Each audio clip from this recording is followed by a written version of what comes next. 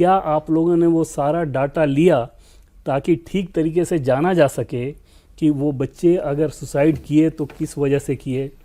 ऐसा तो नहीं कि एग्ज़ाम ख़राब या कोई पारिवारिक प्रेशर या जो कुछ, ताकि किसी और बच्चे को ना झेलना पड़े। हमें ये बताया गया कि नहीं, ऐसा डाटा तो वो लोग कह रहे थे, मीडिया में रिपोर्ट हो रहा था, हमने ये मान लिया। ऐसा कैसे?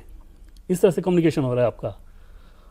और सौरभ, जो वापस लिया गया धर्मेंद्र प्रधान का जो इस्तीफा हुआ, उसके पीछे वजह ये थी, जैसे धर्मेंद्र प्रधान को लेकर नाराज़गी हो गई थी, इसमें भ्रम होना ही नहीं चाहिए। वो घरों में घुस गए। जब पहले हम लोग बात कर चुके थे कि सिएटल में मेरी भांजी रोज़ पूछती थी कि सैक किया जा रहा है कि नहीं। और यूजीसी के समय से यूजीसी के समय से एक सेक्शन जो था, वो बीजेपी का सपोर्टर सेक्शन, वो धर्मेंद्र प्रधान को बर्दाश्त नहीं कर रहा था, वो न्यूट्रल हो गया। लेकिन अभी जो फीडबैक मिला, वो आईबी का इनपुट ये था कि जैसे 20 तारीख के बाद इन लोगों ने बड़ा किया है इस आंदोलन को, और पुलिस की गोली उस दिन भी नहीं चली, पैलेट गन वगैरह चला लेकिन पुलिस की गोली नहीं चली, तो उसके बाद प्लानिंग ये उस दिशा में जा रही है कि कोई किसी छात्र से आत्मदाह करा दिया जाए या उस तरह की चीज़ें हो जाएं। और आप अंदाज़ा लगाइए कि एक भी छात्र अगर अपने शरीर में आग लगा लेता, आत्मदाह करता, तो स्थिति कितनी भयंकर हो सकती थी। उस इनपुट के आधार पर तब एकदम से तय हुआ कि अब तो ये एकदम गलत दिशा में जा रहा है। और लेफ्ट विंग के जैसे स्टूडेंट्स इसमें इन्वॉल्व थे, वो जो बोरा हैं आयशा की, स्टूडेंट हो तुम, लेकिन लेफ्ट विंग के स्टूडेंट हो, बताओ ना फिर कि तुम्हारी विचारधारा तो यही रहेगी कि किसी भी मुद्दे पे तुमको विरोधी करना है। 4 लाइन बोलती है, पता चल। और आज तुम यहाँ हो, कल बिहार पहुंच जा रही हो, तो उन सारी चीजों को काउंटर करने में ये लोग असफल तो आप बातें सुन ले, वहां जो लोग बोल रहे थे, तो थोड़ा उससे ही बड़ा क्लियर हो जाता है कि वो एक विशेष आइडियोलॉजी के खिलाफ। और ये जो आत्मदाह वाली बात कह रहे हैं ना, हमें याद है गोस्वामी ने दिल्ली में जब आरक्षण के समय आग लगाया था। एक चीज बताइए, जैसे आपने कहा कि सुसाइड वाली बात पे कोई सरकार के पास अभी भी कोई डेटा नहीं है, ठीक। ऐसे अब ये जो एफआईआर वापस लो वाली बात में, आज देख रहा था कई वकील सोशल मीडिया पे लिख रहे थे कि सरकार के पास कौन सा अधिकार है कि वो एफआईआर वापस ले ले। सरकार कैसे एफआईआर वापस ले लेगी? अगर कोई कोर्ट में जा सकती है। हाँ, कोर्ट में वो भी दिल्ली पुलिस पहले एलजी को लिखेगी कि ये एफआईआर हमने दर्ज की है, लेकिन इसमें कोई सबूत नहीं मिल रहा है। जांच के बाद ही तो बोलेगी। हाँ, तो उसके बाद हमको जो है विड्रॉ करने की परमिशन दी जाए, तो एलजी कहेंगे कोर्ट जाइए। तो सरकार ने तो एश्योरेंस दे दिया, हम कर लेंगे वापस। नहीं, अब हम फिर कह रहे हैं, शब्दों पर ध्यान दीजिए। जो छात्र शांतिपूर्वक विरोध प्रदर्शन कर रहे थे, उनके खिलाफ कोई एक्शन नहीं होगा।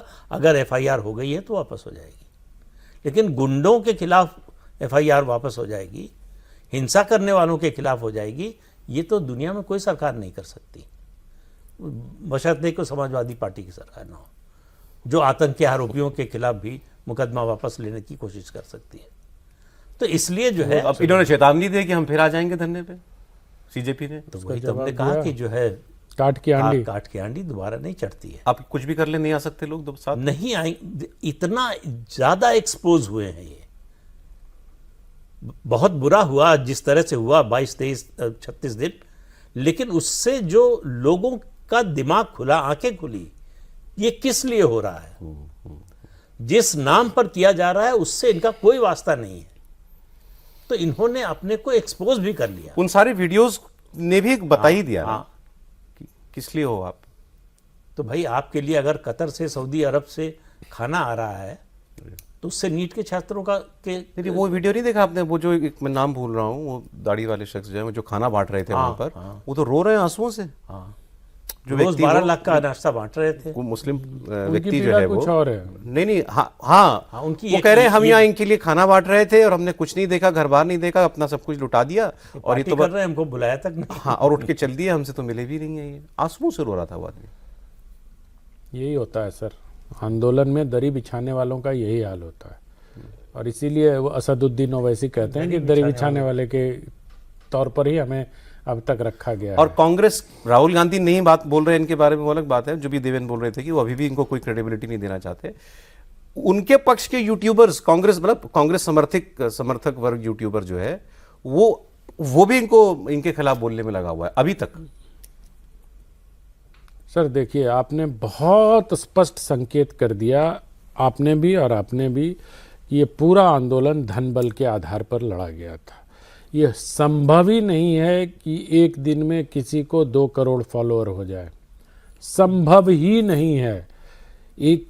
मतलब कोई भी तक कितने बॉट्स लगा लीजिए, जब तक धन आप उसमें नहीं डालेंगे तब तक संभव नहीं। और ये भी संभव नहीं है कि मेरे एल्गोरिथम में जहां फूड और ट्रैवल के स्टोरीज आ रही हों, अचानक से इस तरह की स्टोरीज पोस्ट हो जाए। लेकिन सर फिर लोग तो आ ही गए ना। नहीं भाई, लोग इसी को कहते हैं मैन्युफैक्चरिंग कंसेंट।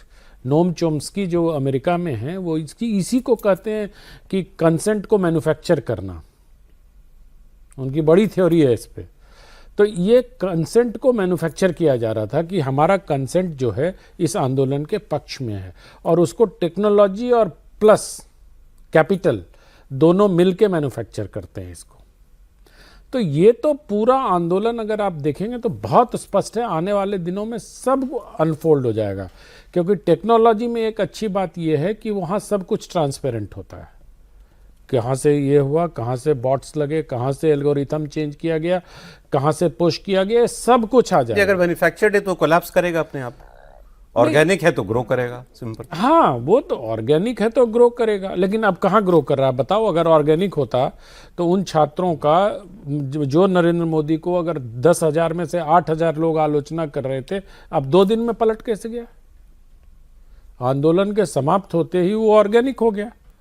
आपने उसमें कैपिटल इन्वेस्ट करना बंद कर दिया, तो आपको लग गया कि हमारा काम हो गया, अभी तो जो कंसेंट मैन्युफैक्चर करना वो बाद में कर लेंगे। और ये जो धमकी दे रहे हैं ना फिर से आंदोलन करने का, मुझे तो अन्ना का आंदोलन याद आता है बार बार इसको देखते हुए पैरेलल। बम्बई का याद है, बम्बई में गए थे अन्ना आंदोलन करने के लिए दिल्ली के बाद।